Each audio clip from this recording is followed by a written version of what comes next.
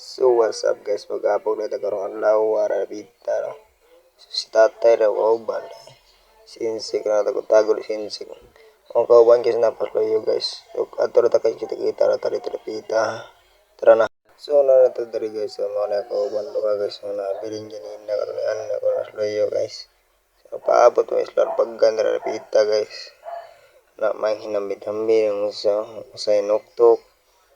Matabas-tabas oy. Tanah paligid daw. Paka oy. So mo rin larbagan ang ipaabot na mga nag-apog na mira. Nakita wag larbagan guys. Ako pakita ka na guys kana. So mga kauto haluon na namin na bita rin.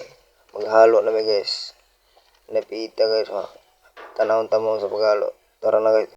So atong gipas-pasan nila guys kay dako ang oras kay tanawon lang guys kung sa pag-apog guys. Mao na gitawag na mag-apog guys.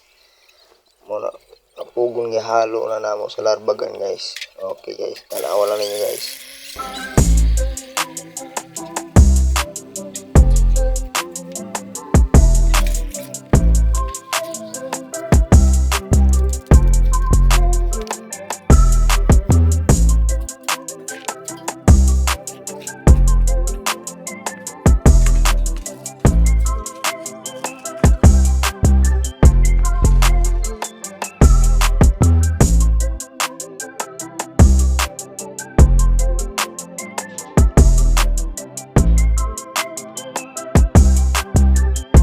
So guys, medyo dugay-dugay ko dada.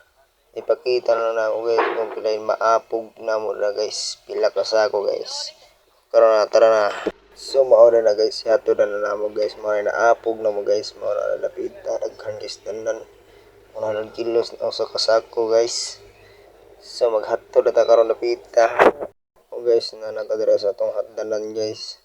Muna kita na mag-building guys, building sa manok na guys. Manadra na mo igamito ng apo guys. Na ipasuda na mo.